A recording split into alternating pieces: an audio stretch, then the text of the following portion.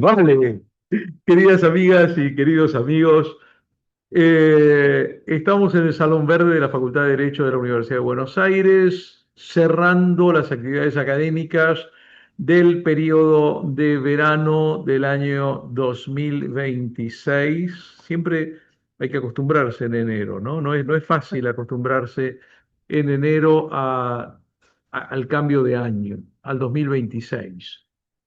Dicen que es un año que es muy bonito, el número, pero el último año más bonito fue el 2020 y terminó siendo uno de los peores años en la historia de todos nosotros y de todas nosotras.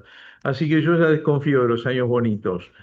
Pero lo cierto es que hemos tenido un mes que comenzó, a mí sinceramente me parece que hubiera empezado hace años, ¿no? Hace menos de un mes, hace 3 semanas con una charla de café en el Salón Azul, que estuvo muy linda, y después hubo 2 sesiones de Dialogando desde el Sur, y ahora encerramos con una reunión que me parece especialmente interesante y para la cual quiero comenzar extendiendo un agradecimiento muy de corazón a las queridas profesoras que han viajado desde Brasil, especialmente, especialmente para brindarnos este evento. Han venido con toda su voluntad y con toda su alegría y su deseo de brindarnos sus investigaciones, sus conocimientos, y esto es algo que agradecemos muchísimo, realmente. Dos son estudiantes de nuestro programa y dos no lo son, pero esperamos que se vinculen más con nuestra facultad a partir de ahora. Yo tuve el honor de conocerlas cuando me invitaron el año pasado a la muy prestigiosa Pontificia Universidad Católica de San Pablo, la universidad de nuestra querida profesora y mi queridísima amiga Flavia Piovesan.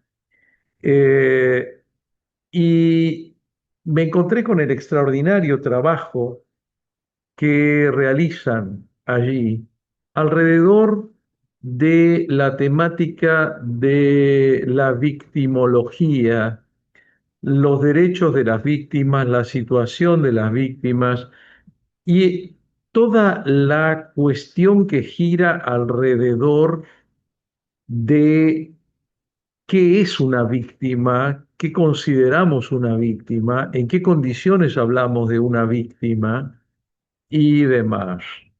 En general solemos hablar de las víctimas como de tantas otras cosas, con una velocidad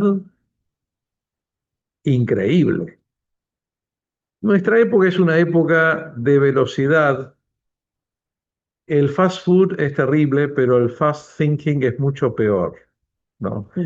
Nosotros vivimos en una época de pasmosa superficialidad y donde todo se hace a lo rápido y se supone que hay que poder hablar de un tema en unos pocos segundos y hay que tener capacidad de síntesis para decir las cosas en pocas palabras. Y el tema es que, y aquí tengo a mi lado a una brillantísima socióloga jurídica, la querida vicedirectora del Departamento de Ciencias Sociales, la profesora doctora eh, eh, Andrea Laura Gastrón. Pasa que ustedes con lo de Laura me confundo, pero como hay tantas Lauras.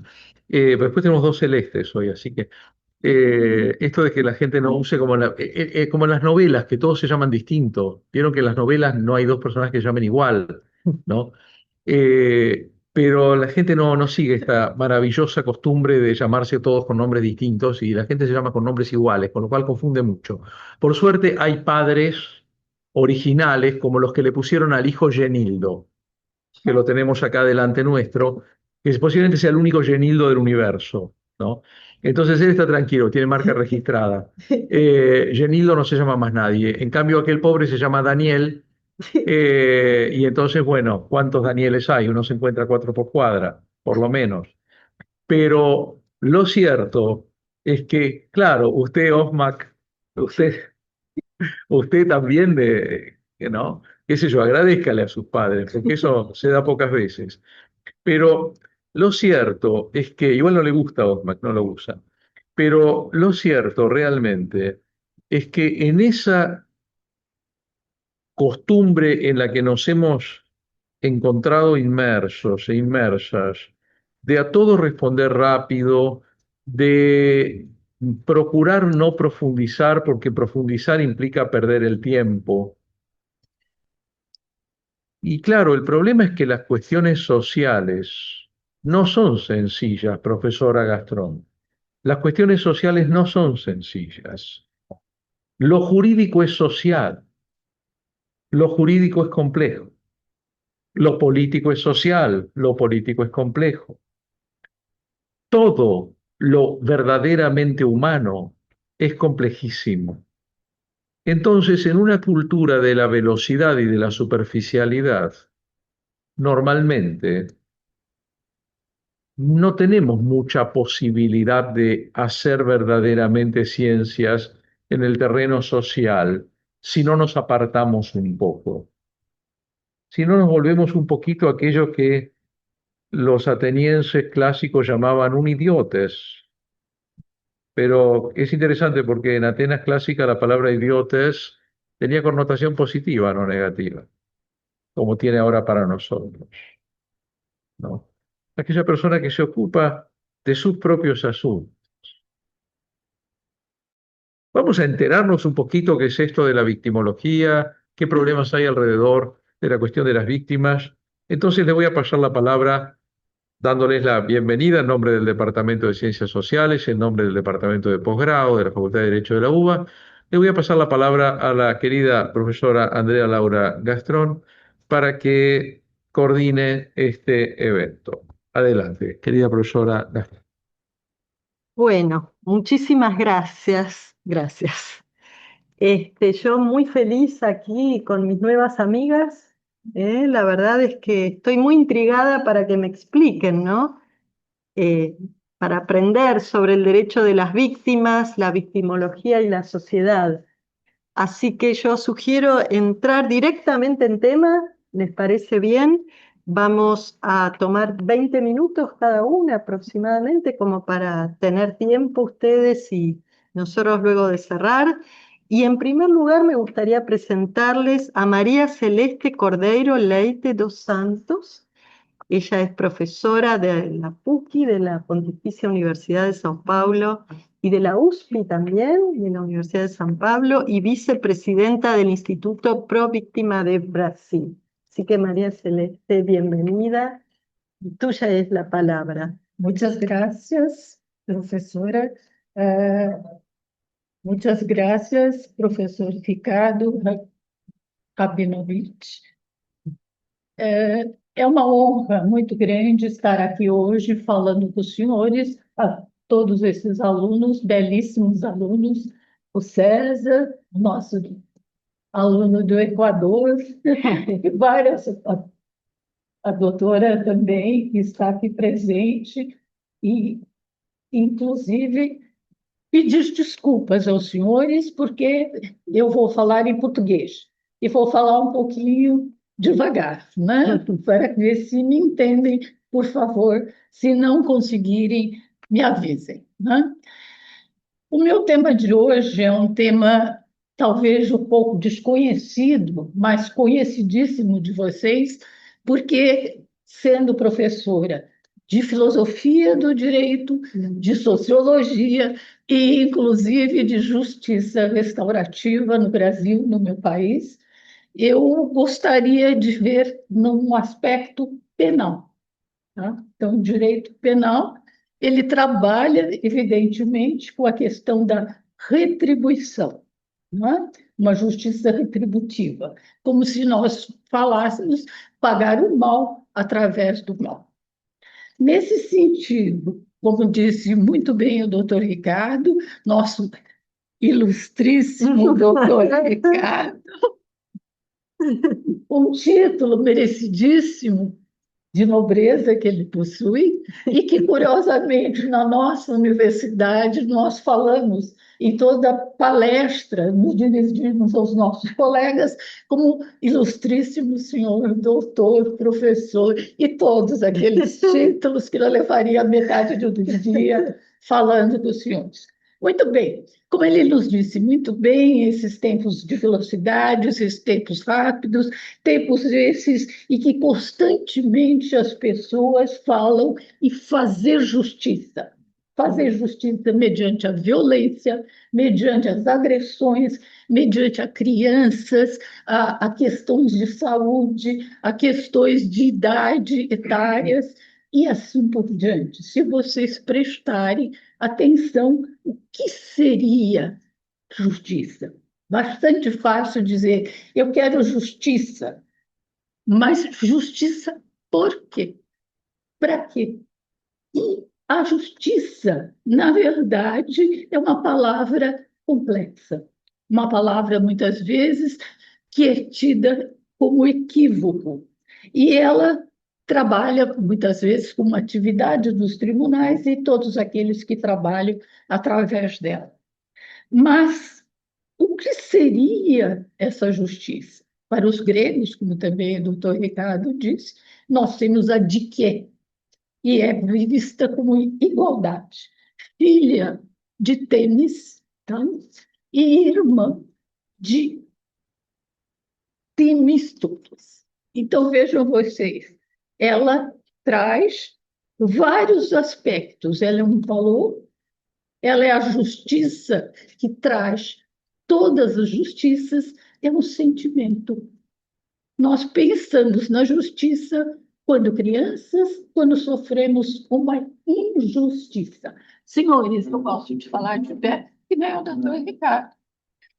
Muito bem. A nossa agenda de apresentação, como todos sabem, os doutores, nós temos que trabalhar, primeiramente, os fundamentos teóricos, conceitos centrais, da filosofia, da justiça restaurativa, a sua pessoa, são contribuições históricas e práticas da tradição, o marco legal brasileiro, e nós temos o Estatuto das Vítimas, que a minha querida filha Celeste Leite dos Santos irá falar, e a legislação aplicada. Há toda uma interpretação prática, métodos, desafios e resultados e dados concretos. Eu gostaria de começar aqui. E eu tenho um apreço maravilhoso do século XIII. Me desculpa só uma Do coisa. século XIII. Não posso deixar de notar que é, em poucos dias, o terceiro conjunto de mãe e filha que se apresenta nessa sala. E estando aí uma, aqui outra, aqui aí uma filha, aqui uma mãe, e agora o terceiro conjunto de mãe e filha. Ou seja, eu acho que vamos ter que abrir algum tipo de capítulos de mães e filhas aqui, porque Olha que espetáculo. é uma tendência. É uma É tendência em crescimento, a dupla mães e filhas. Desculpa-me. Sim, quando eu falou que eram mãe e filha Celeste e Maria Celeste, e a avó Celeste também é um trio. Três. E os nossos pilares, tá? São sempre três. Lembre-se disso, três. Três teofiladores. Bom, aqui nós vamos ter um belíssimo afresco, né, de Ambrósio Lorenzetti, de 1338 ou 1339. É uma alegoria do bom governo e a justiça restaurativa. Ela está na parede posterior do Salão dos Nobres, em Siena, Palácio Público. Aí vocês veem diferentes figuras, começando aqui, e nós vamos ver a justiça e vamos ver as pessoas que se dirigem ao grande magistrado e vamos ver as virtudes caridade, a prudência e a justiça também. Então, esse afresco, ele tem não só a ideia, evidentemente, de uma justiça, mas uma justiça que tem, de um lado, uma balança de guerra e de outro, a espada. Então, essa justiça ela vai ser distribuída de dois lados. Aqui, o demônio, de vermelho, e aqui o anjo. Vejam, os anjos, o anjo caído e o outro anjo. É muito bonita essa história, porque depois nós vamos ver a administração deste belíssimo aspecto dessa justiça. Eu fiz uma obra, há algum tempo atrás, Justiça Restaurativa, que vai além da vingança e do perdão. Por quê? Por que isso? Vejam vocês, justiça essa em que nós vamos ver a questão de que a lógica punitiva proposta como elemento de restauração do equilíbrio positivo e sintonia dos princípios restaurativos. Então, de um lado, eu vou ter o reflexo disso de bom governo, os bons administradores, e nós estamos vivendo um momento político incrível, né? Não se fala tanto, mas guerras por todo lado, temos uma polícia, digamos assim, de migração em Minnesota, matando as pessoas, assassinando pessoas, e como esse bom governo e o mau governo. Então, são dois afrescos, vários afrescos, contando a história desta ideia de um bom governo. A obra simboliza a verdadeira justiça, que é a paz social, a cooperação, a capacidade de uma comunidade de se curar e prosperar. Os princípios restaurativos envolvem todas as partes afetadas, vítimas, ofensores e a comunidade. Eu disse aos senhores, sempre três.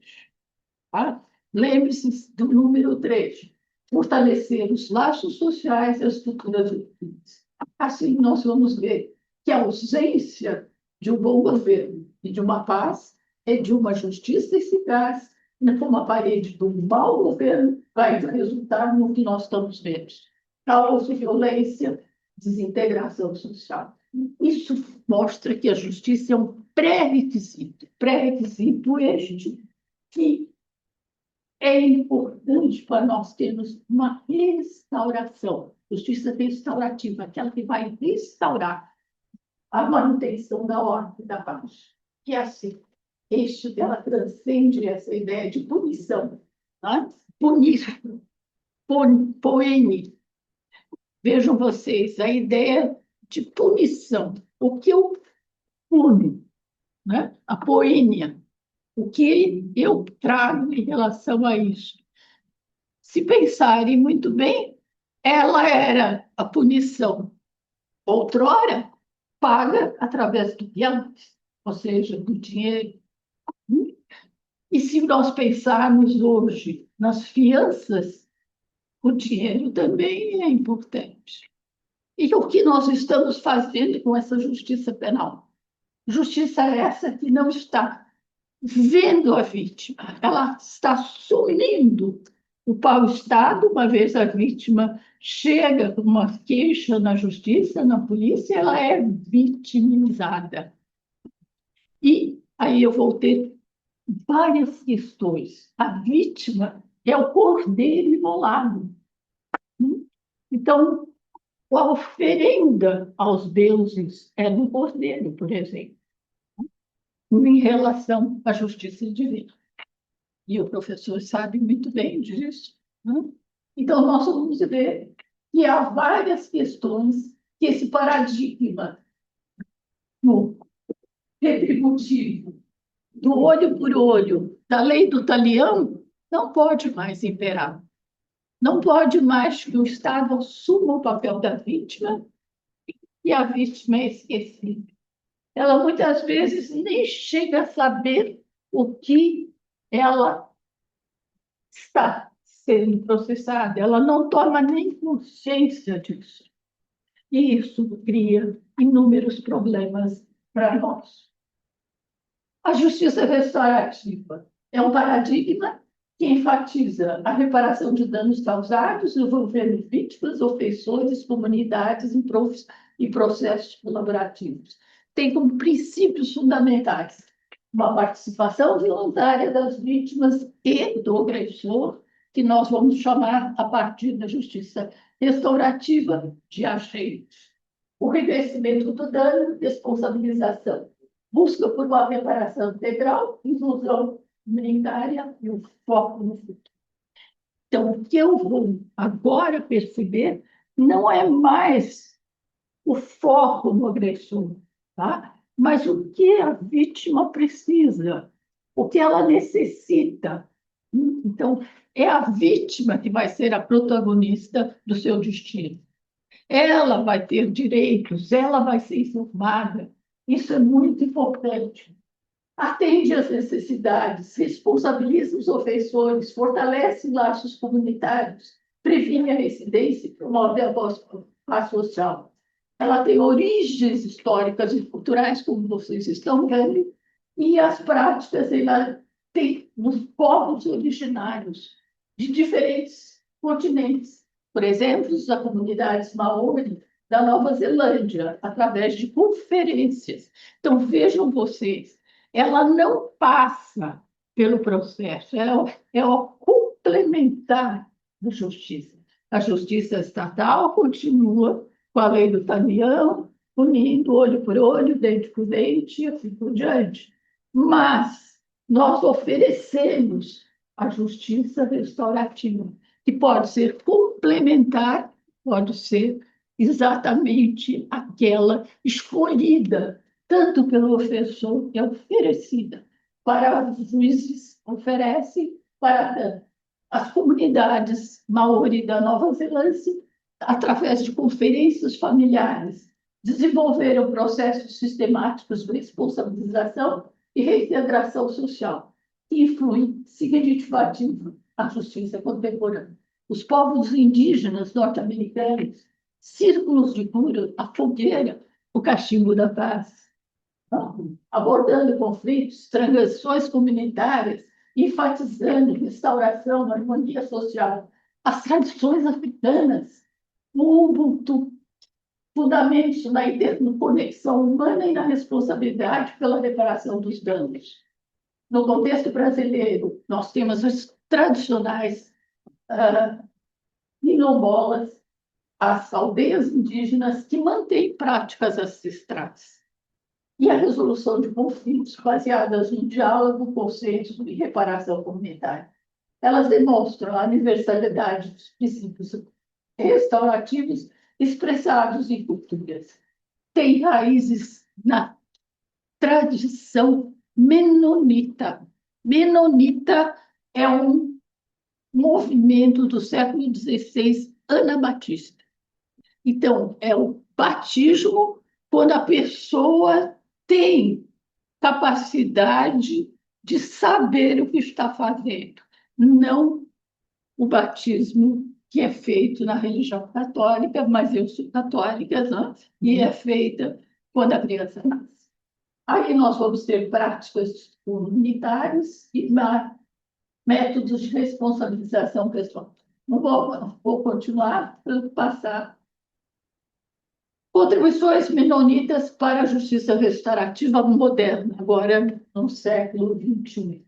Nós temos os canadenses Martin Yancey e David Ward, os primeiros pioneiros do programa formal de mediação vítima-ofensor, atendendo adolescentes que vandalizaram a cidade. Eles vandalizaram, picharam, quebraram tudo. E esse programa se tornou um modelo para seguir nas iniciativas da América do Norte e na Europa. A Victim Offender Reconciliation Program, que é estabelecido em Indiana. e sistematizou o processo de encontro vítimas-ofensores facilitados por voluntários treinados. Empiricamente, benefícios. E o movimento da justiça restaurativa a partir dos ensaios teológicos sobre a reconciliação, que são um comitê que promove esse treinamento. A teologia, ela vai se fundar na hermenêutica bíblica e prioriza os ensinamentos de Jesus sobre o amor aos inimigos.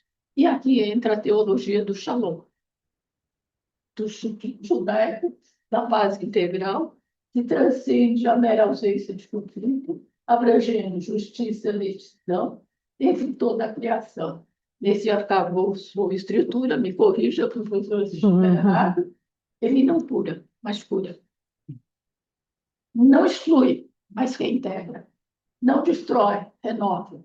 Cria relacionamentos. O perdão não constitui permissividade ou negação da responsabilidade, mas um processo ativo de liberação, tanto da vítima como do ofensor. O ofensor também é uma vítima, muitas vezes, nesses problemas, por exemplo, gravíssimos de abuso sexual e de problemas de violência doméstica, muitas vezes ele também foi vítima e repete o comportamento. Requer, no entanto, um arrependimento genuíno, disposição para reparação e comprometimento com a mudança de comportamentos. Aí, os princípios: confrontação pelo amor, pela responsabilidade comunitária e a transformação para o perdão. Sim. Muitas vezes o perdão... Professor, vou acabar. Sim.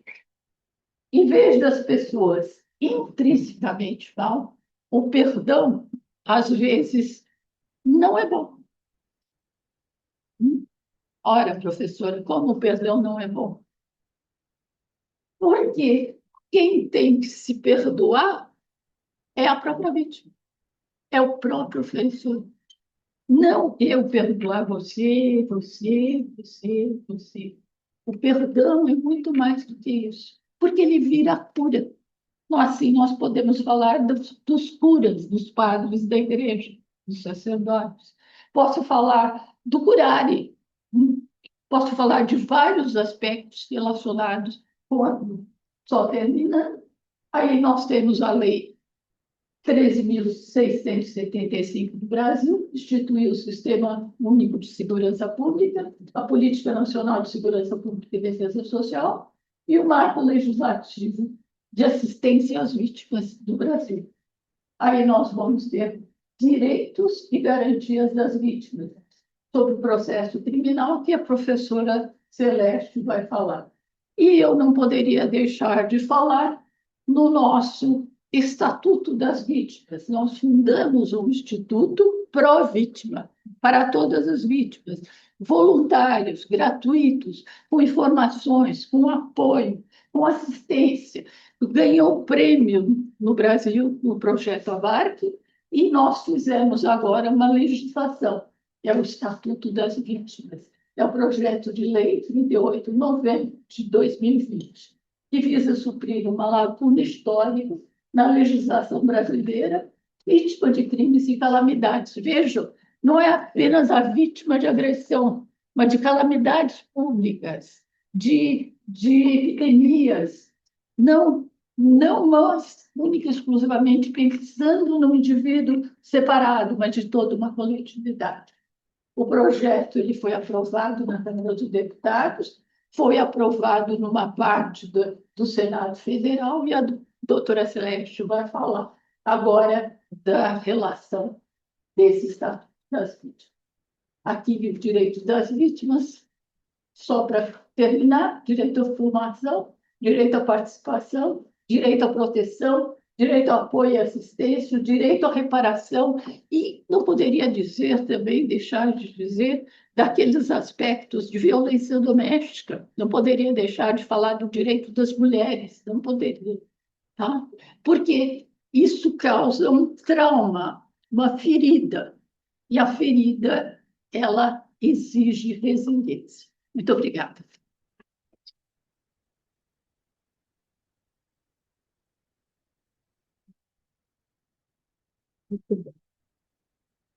Bom, muito bem, muito obrigada, professora. Um prazer escutá-la.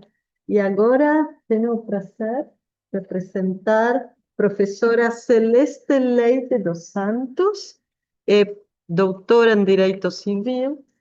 Já mudei a minha língua, da USP e presidenta do Instituto Pro Víctima de Brasil. Professora, 20 minutos, por favor, te escuchamos. Boa noite a todos. É um grande prazer poder falar nessa prestigiosa universidade. Gostaria de agradecer o convite do ilustríssimo diretor de pós-graduação, Carlos Novitch, e da nossa mediadora, a ilustríssima professora Andréa Gaston. É uma grande honra. O tema que nos foi dado foi falar de direitos, vítimas, vitimologia e sociedade. Eu também tenho o péssimo hábito de falar em pé, porque eu acho que fica mais fácil acordá-los e chamar a atenção a essa hora da noite, em breve já, todo mundo já pré-pizza de curso aqui da universidade. A professora Maria Celeste trouxe, então, um pouco o Estatuto da Vítima, que é o projeto de lei 3897 de 2020, aprovado na Câmara dos Deputados e no Senado Federal, já contando com requerimento de urgência para o plenário. Então, por que nós precisaríamos de um Estatuto da Vítima? Sei que aqui na Argentina vocês estão mais avançados, em parte desse tema, porque vocês têm uma legislação que trata da vítima criminal, mas não da vitimologia como um fato unitário, que abrange também vítima de crime, calamidade pública, desastres e epidemia.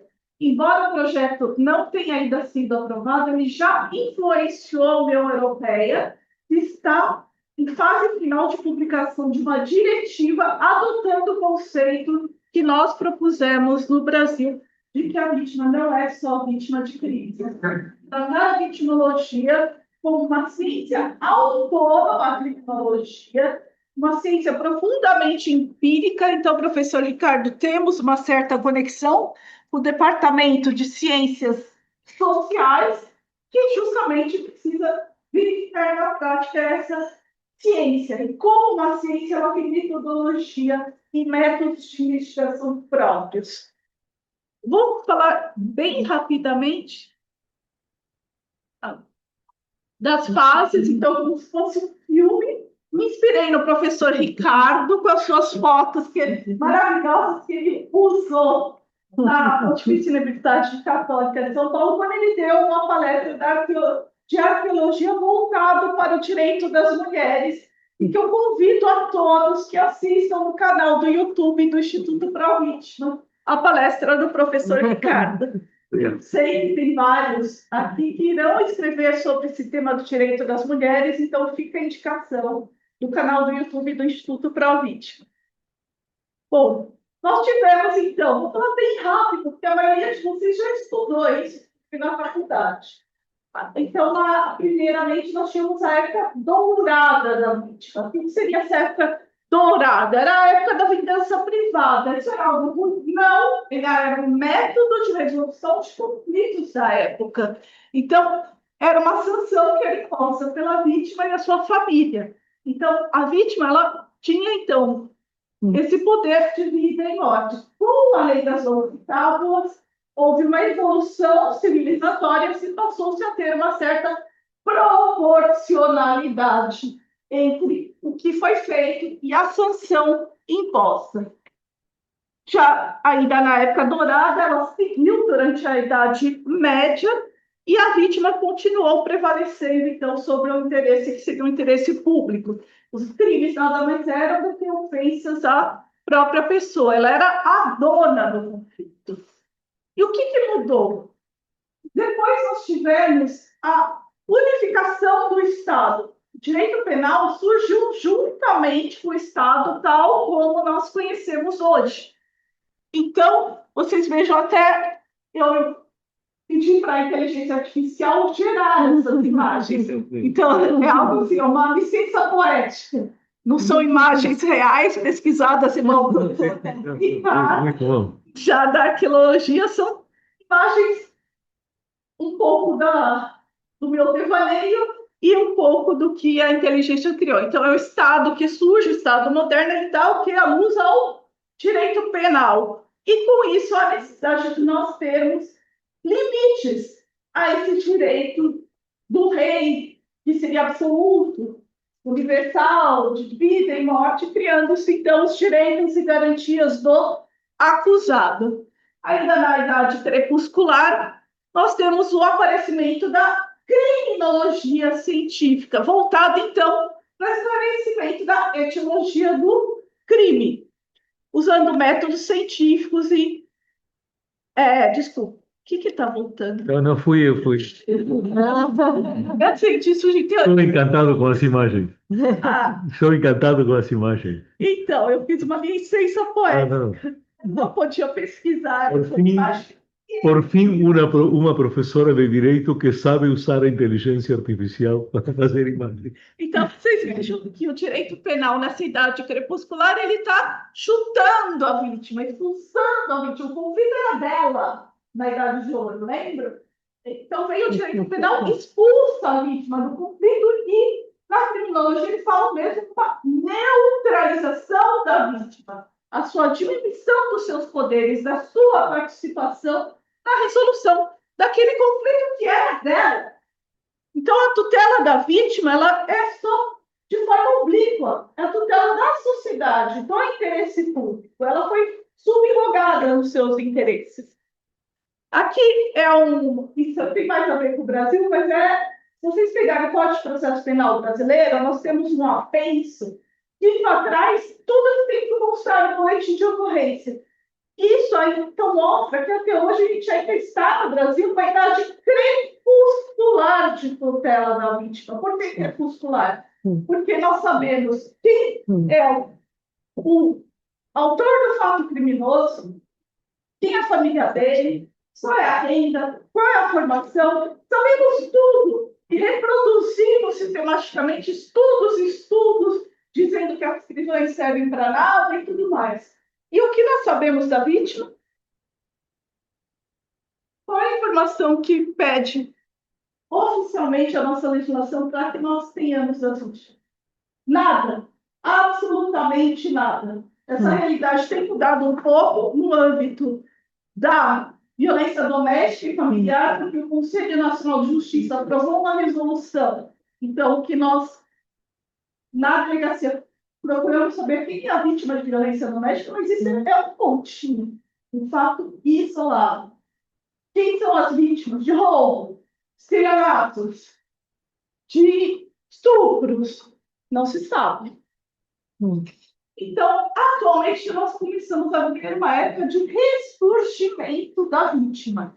Então, a partir da Segunda Guerra Mundial, passou-se a ver com essas atrocidades e falar assim, não, as vítimas também são importantes, elas devem ser levadas em consideração. Então, a partir da década de 50, então, são lançadas as bases, os estudos empíricos, primeiros estudos relacionados, então, à vitimologia. Nos anos 60 e 70, esses estudos foram se consolidando para se identificar quem seria, então, essa população realmente vitimizada. Nos Estados Unidos, eles fizeram uma pesquisa que seriam as entrevistas de vitimização. E foi aí que ele começou as primeiras luzes por meio dessa ferramenta que é própria da vitimologia, não é muito utilizada. No Brasil, na nossa história, nós tivemos um único estudo de vitimização e permite, então, confrontar essas estatísticas de roubo, de furto, de estelionato, de fraude ou estafa, que vocês chamam aqui, né? Com, então, quem seriam essas vítimas? E coincidiu justamente, então, de serem mulheres, crianças, o grupo mais identificado na nossa sociedade.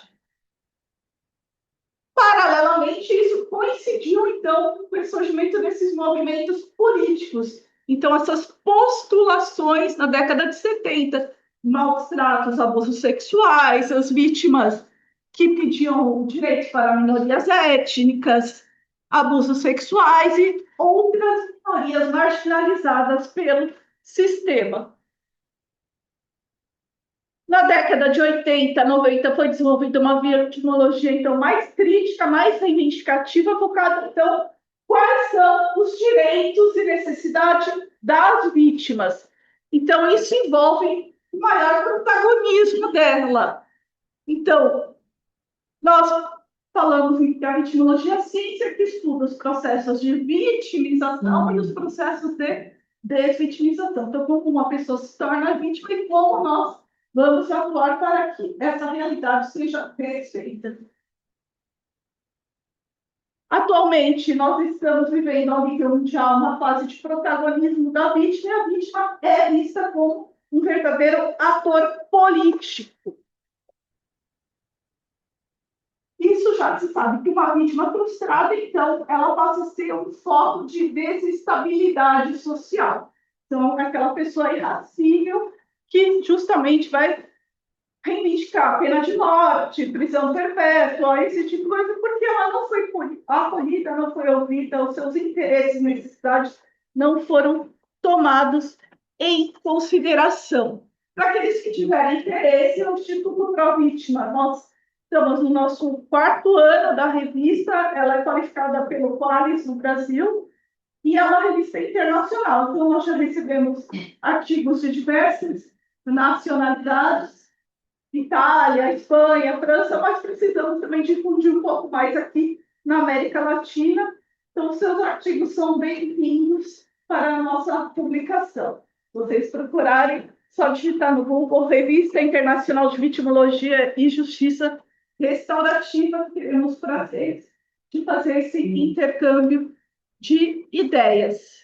Bom, a vitimologia, então, ela tem a posição da integradora, e aqueles que tentam ainda vincular a vitimologia com a criminologia, isso está praticamente superado cientificamente, e há os autonomistas que consideram, então, a vitimologia uma ciência autônoma. Eu vou fazer um pulo aqui na palestra para falar do Estatuto da Vítima antes de encerrar.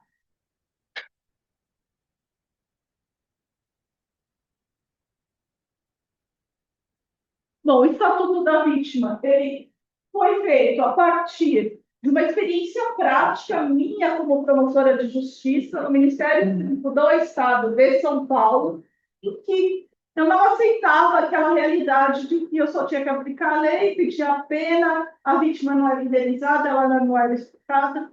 E isso era até contraproducente. Contraproducente por quê? No Brasil, a gente tem uma jurisprudência que entende que o que foi feito na seara policial, então, durante o período policial, até por conta da ditadura, aquilo não teria um valor jurídico. Então, você não pode condenar alguém por roubo, mesmo que a vítima vá à delegacia, registre o boletim de ocorrência, reconheça quem praticou o crime contra ela e, posteriormente, ela não comparece em audiência de instrução e julgamento na fase judicial.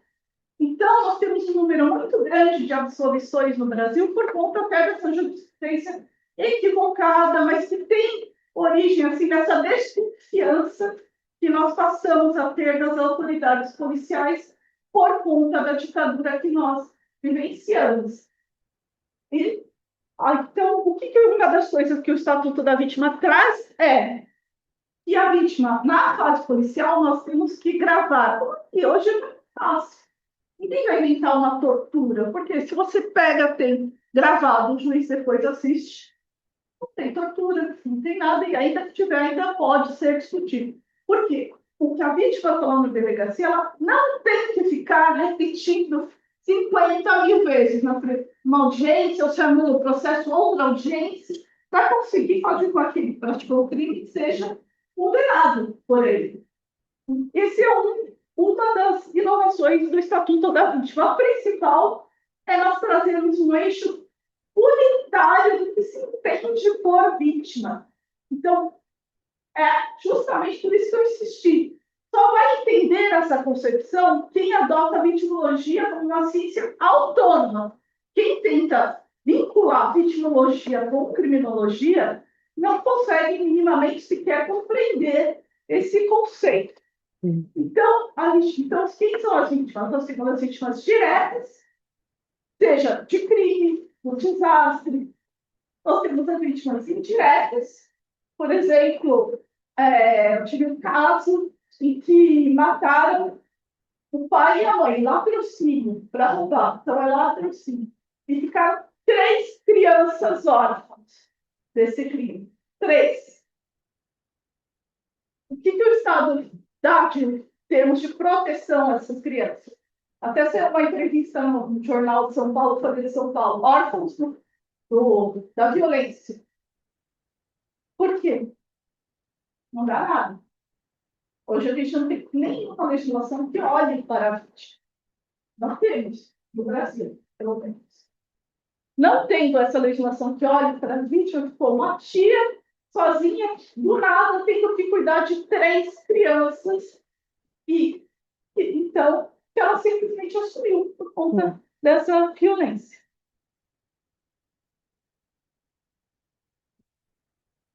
Professora, 4 minutos, por favor.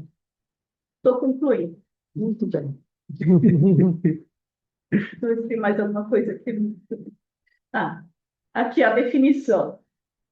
Então, são consideradas vítimas, então, seja infração penal, ato infracional, calamidades públicas, desastres e epidemias. Esse é o mesmo conceito que a União Europeia está introduzindo hoje, já tem um projeto de diretiva. Isso foi graças ao intercâmbio que nós fizemos com a Associação Portuguesa de Vítimas e trouxemos para o Brasil o Infovítimas. Aqui não tem similar aqui na Argentina, que o Infovítimas é trazer para a vítima, na linguagem da vítima, como ela pode conseguir ajuda, o que é ser vítima, quais contextos ela pode ser inserida, que tipo de serviços de apoio ela possui. Então, o Brasil é o primeiro país fora da Europa a trazer essa plataforma, foi desenvolvida na União Europeia. Se vocês entrarem em infovikings.com, vocês vão encontrar. E é bem interessante, porque vocês vão poder comparar como é na Alemanha, como é na Grécia, como é em Portugal, como é na Espanha. E eles perceberam, pelo projeto, que o nosso caso diferente, pediram para explicar um pouco melhor e estão incorporando hoje esse conceito já na Europa. E nós temos, então, a vítima direta, a indireta, a vítima coletiva, entre elas se situam também as vítimas de especial vulnerabilidade. Para concluir, então, o Brasil ele fez um movimento diverso, porque na Europa, primeiro eles criaram a legislação com base na Resolução 4034 da ONU, de 1985, e ficou 50 anos sendo discutida para se chegar àquele denominador comum. Já o Brasil, o que a gente fez? A gente fez o contrário. A gente começou a fazer lei de violência doméstica, estatuto da criança, do adolescente, do idoso. Isso é importante, porém, a sociedade não consegue enxergar porque só determinados tipos de vítima teriam direito a uma proteção jurídica e outros tipos de vítima, que é a maioria esmagadora da população, não teriam esses direitos. E, com isso, gerou uma desconfiança, pelo menos no Brasil, em relação às vítimas. Então, algo que seria para proteger está fundamentando e propalando discursos misóginos, por exemplo, no Brasil. Por que só a vítima de violência doméstica tem medida protetiva? Então, é para suprir também isso. Não significa que a vítima de violência doméstica não tem direito. Ela entraria na categoria das vítimas de especial vulnerabilidade e tem, sim, outros tipos de tutela. Mas precisamos tutelar também toda a sociedade. Eu agradeço a atenção de todos ao gentil convite do professor Ricardo Rabinovich e encerro por aqui. Muito obrigada.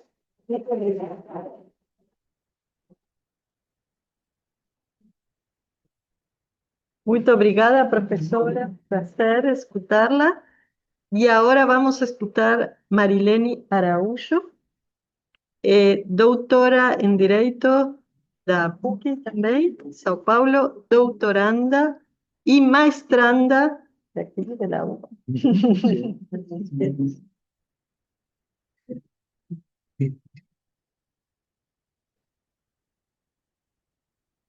Marilene.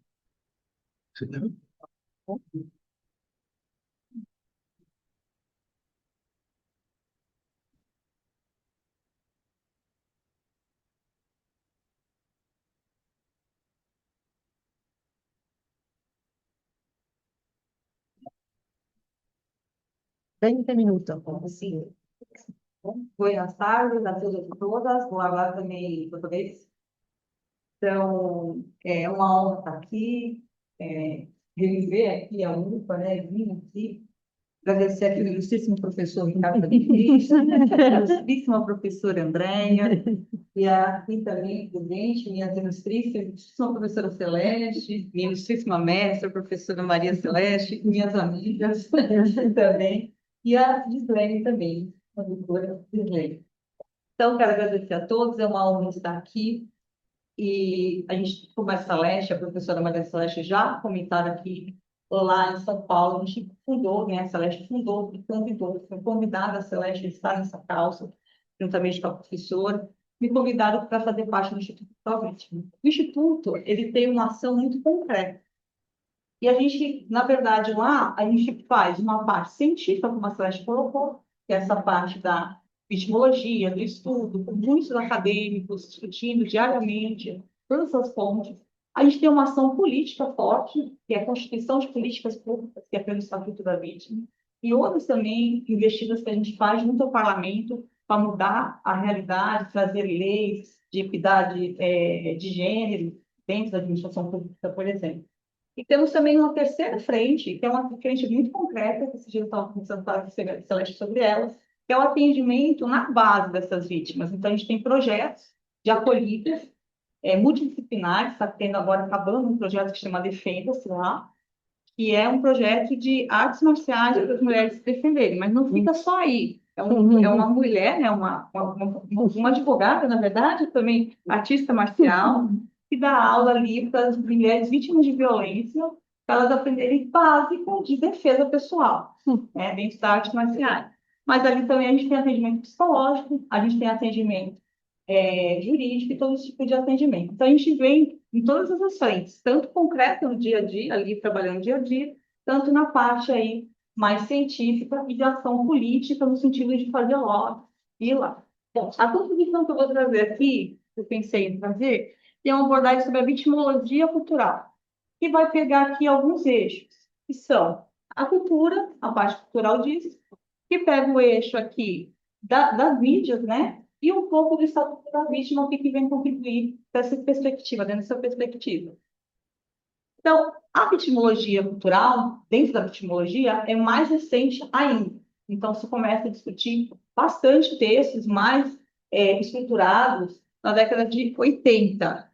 E é uma abordagem que examina o estado da vítima. Porque a sociedade, culturalmente, dentro dos processos culturais, reconhece aquele indivíduo como uma vítima. E como esse estado de vítima, ele é construído, às vezes ele é contestado, ele é resistido, muitas vezes ele não é reconhecido dentro da sociedade.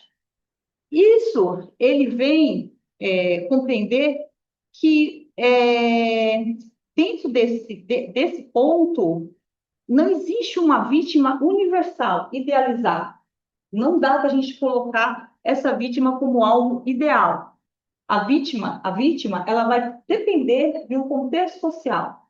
E aí as mídias tradicionais, e hoje muito mais, a influência que a gente tem nas novas tecnologias, que, na verdade, dita a forma da gente agir, da gente fazer. Então, o meio faz a mensagem, é uma frase muito antiga de um sociólogo da comunicação, e isso é verdade. O TikTok, o meio, faz a gente mandar aquela mensagem. Então, o vídeo é 2 minutos, 3 segundos. Então, ele molda, de alguma forma, nosso comportamento, nossos hábitos, nossa forma de ver o mundo e a cultura ali local. Então, nesse sentido, os meios de comunicações, eles têm um papel muito importante culturalmente dentro de quem é esse papel, qual é a vítima ideal, quem que eu elejo ser vítima, quem eu elejo não ser vítima, e como que esse discurso é disputado dentro da sociedade, como que se discute, faz essa disputa. E aí eu trouxe algumas imagens também, ali a Aida Curi, é um caso muito famoso no Brasil, parou no Supremo Tribunal por conta da memória, né, do direito ao esquecimento, e como ela foi retratada naquilo como uma vítima ideal, então era uma socialite brasileira, lá do Rio, e ela ia ser violentada, assim, narra, né? E ela se joga, se dizem que ela se joga para não ser violentada por alguns tipos, alguns meninos. E ela torna aí uma vítima ideal na época que ela honrou, ela fez a honra ali, né? Honrou a sua família, né? Naquele ato. Depois disso, isso é muito tempo, 1950, né? Muito tempo, 50 não, 40, 70. Depois disso, esse assunto vem na mídia de novo, e aí a gente vê como que vai moldando. Aí eu trago outra foto aqui já de um protesto aqui na Argentina, né? E como a mulher se coloca agora como outra forma de ser vítima, né? Não como... Então, como que usar a cultura local, a cultura ali, os hábitos ali, o costume, como a mídia vê isso, como que se traduz e como traz esse contexto. E nisso, como esse Estado interfere, tanto no campo do direito, como no campo econômico, social e todos os outros campos das ciências sociais. Então, essas são as características ali. Como eu disse, esse debate importante, ele em 1980, né, são as vítimas ideais, então são aquelas que são dotadas pelo público e pelos formuladores de políticas públicas como as vítimas ideais.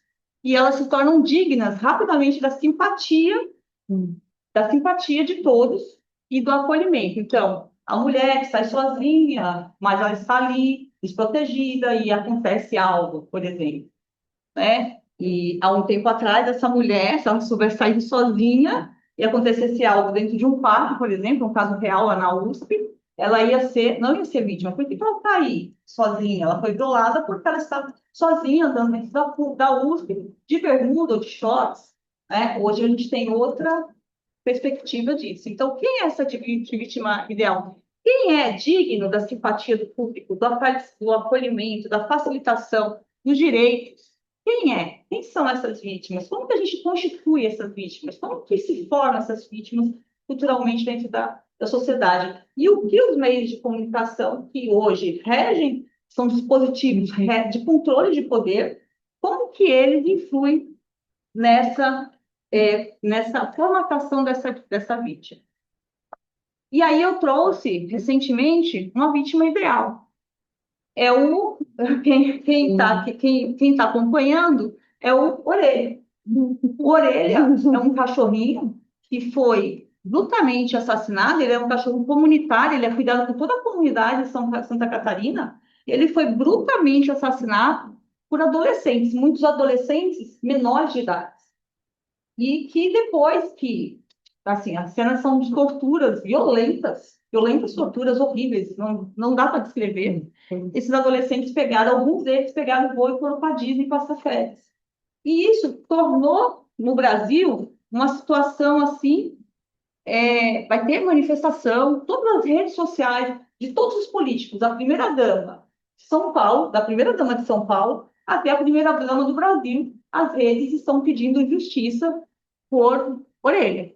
Então, Orelha hoje se tornou uma vítima ideal. Os outros se tornaram mortos, né? A pessoa estava falando aqui, eu estava lembrando desses meninos quando ela falou das políticas de justiça restaurativa com adolescentes, porque a família, obviamente, tentou proteger, também estão sendo investigados, porque coagiram testemunha, enfim, fizeram algumas coisas ali para proteger os menores, os meninos, e isso está dando uma promoção social muito forte de pedir aumento de pena pelo ECA, né, que é o Estatuto da Criança e do Adolescente. Então, se pede de tudo ali, uma vingança bem, bem, bem similar. E ali tem um trauma, na verdade, naquela comunidade. Há um trauma. Há um trauma por parte da comunidade que perdeu. E hoje esse trauma está repercutindo no Brasil inteiro, né? Você vê a foto desse bichinho assim, traz indignação a qualquer um. Não tem como não trazer indignação, né? Mas há um trauma ali naquela comunidade que cuidava desse cachorrinho, há um trauma nos familiares dos garotos, por mais errados que sejam, não estou defendendo, mas há um trauma ali, né? E é um trauma que deveria também ser tratado. Deveria ser tratado, e não só a penalização desses meninos, a responsabilização deles, por óbvio, tem que ter, mas há um trauma que necessita de uma política que faça esse tratamento, que tente minimamente recompor a situação ali. Fazer curativos, como a professora colocou aqui. Então, a justiça restaurativa que o Estatuto da Vítima traz seria uma boa, né, independente da responsabilização. Então, essa é uma vítima ideal hoje, assim, no Brasil, que está na onda lá. Bom, e aí, como a vitimologia não, como os meios de comunicação também revitimizam as vítimas. E como eles influem nas decisões no próprio sistema judicial ali. Os processos, como o juiz age, como o promotor já age, como os funcionários da justiça, que são pessoas importantes para cuidar dessas vítimas, né, acolherem o delegado, o policial, que são sempre as primeiras pessoas que acolhem as vítimas, como que eles agem? E os meios de comunicação, eles fazem, assim, ter um papel de traçar isso e de influir nesse comportamento de uma forma muito, muito, muito forte. Além de revitimizar as vítimas toda hora, todo momento, passando e repassando o que aconteceu. E nas redes sociais, coloca foto, tira foto e vai revitimizando as pessoas, a ponto de muitos suicídios terem acontecido. Muitas questões gravíssimas terem acontecido, não só no Brasil, mas no mundo todo, né? Isso é uma questão, não é brasileira, é mundial. Então, como acontece essa reivindicação, agora estou falando rápido, revitimização. Eu falei muito rápido. Obrigada. E aí, a imagem, o papel da imagem hoje, esses compartilhamentos, como que essa imagem influi nesse significado? Como elas significam quando são compartilhadas em tela? A captura dessa vítima. Qual a repercussão que isso traz no dia a dia, né? Para as pessoas constituírem a vítima ideal ou, rapidamente, tirarem o sofrimento daquele âmbito. Então, ela pode tanto ir como voltar. Eu trouxe uma imagem também, é muito conhecida, chama A Adulta e a Menina. Ela foi uma imagem capturada por um fotógrafo sul-africano. Ele ganhou um prêmio, infelizmente depois ele faleceu, porque era um estado muito grave, a criança estava quase morrendo de fome, e assim, o adulto estava avançando na criança e ele captou a imagem, distribuiu a imagem, e aí tinha uma questão ética, se ele deveria fazer isso, na época, né? Foi essa questão, se ele deveria ter feito isso ou não, se ele deveria ter socorrido a criança. E aí, mas ele se suicida no final e tem essa discussão aí do efeito da imagem. É uma imagem, ganhou um prêmio, né? E aí também, como a imagem, às vezes, muda a narrativa e disputa até dentro de guerras, né? Essa também é uma imagem bem conhecida, que muda, né, na Guerra do Vietnã, ela muda uma narrativa de toda a opinião pública quando ela é divulgada. Peguei imagens estáticas do jornal, da época, da revista, que hoje, dentro das redes sociais, essa imagem tem outro efeito. Ela deixa pegadas toda hora. Elas não param, elas são mais dinâmicas. A memória deixa rastros, né? Se multiplica muito rapidamente. Então, esse efeito ele é muito mais multiplicado dentro das redes sociais. Então, como essa imagem, a captura dessa imagem, ela forma um capital da vítima. Como que isso acontece quando você captura esse monte de imagem que a gente assiste todo o tempo nas telas, né? O orelha, outras, né? Imagens que a gente... Como que é capturar esse capital social e cultural da vítima? Que vítima é essa? Por que a gente elege essa e não elege aquela? Quais são os motivos que nos animam a fazer isso, a sociedade como um todo e nós também? E as políticas públicas também eleger essa ou não eleger aquela? E aqui eu trago, dentro desse contexto, e aí eu falo assim, porque lá no Instituto a gente tem alguns acolhamentos, a gente já acolheu os afeganistães que foram para lá, e tivemos, a gente está em Guarulhos, né, ali perto de Guarulhos, e ali chega de tudo no aeroporto de Guarulhos. Então, o Instituto, à medida do possível, a gente tem alguns trabalhos voltados aos imigrantes, né? Tem uma conselheira lá que trabalha muito isso. E aí, a gente teve a experiência de estar com esse pessoal, quando eles ficaram muito tempo parados lá em Guarulhos, e muitos não conseguem nem trabalhar, não conseguem se reposicionar, são refugiados de guerra. E a gente teve, assim, a compreensão de estar lá, e a dificuldade que a gente teve no acolhimento foi muito grande, desde o começo, para a língua, né, até eles perceberem ali, a gente perceber culturalmente as necessidades deles, sem ser as básicas, né, que é aquelas da evidência, né, que era comida, uma estadia, essas básicas, mas o que eles estavam buscando ali, como faria aquele acolhimento, como a gente conseguiria trabalhar aquele grupo totalmente diferente da nossa cultura. Né? Então, essa contextualização cultural dentro do acolhimento, ela é extremamente importante, porque não é só acolher dentro do meu paradigma do que é cuidado.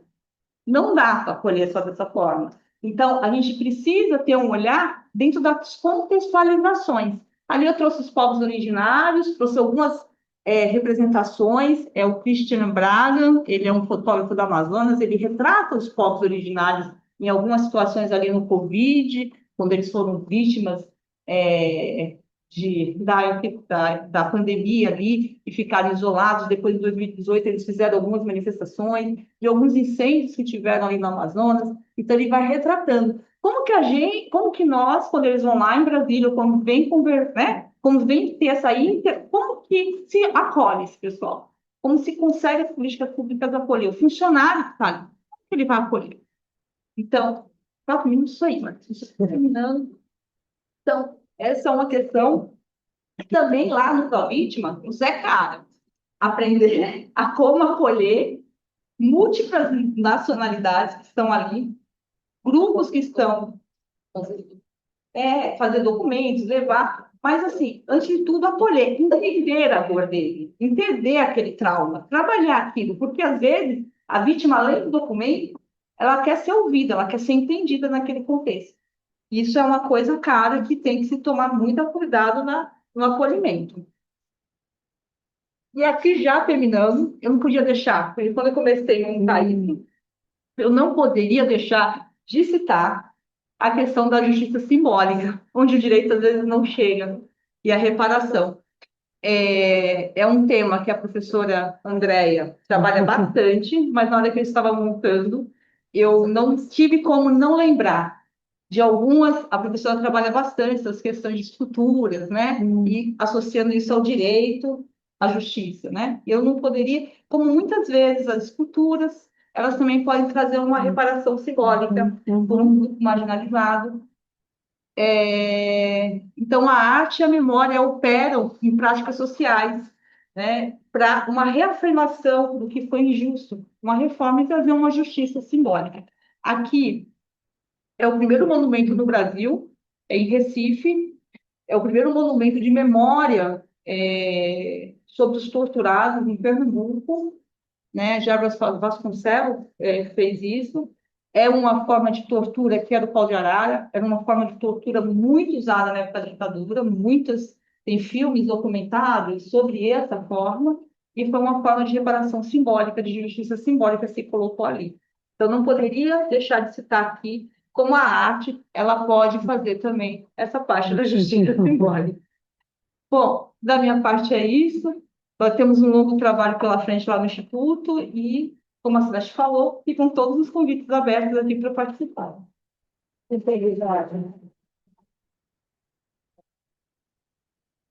Muito bem, Maribel.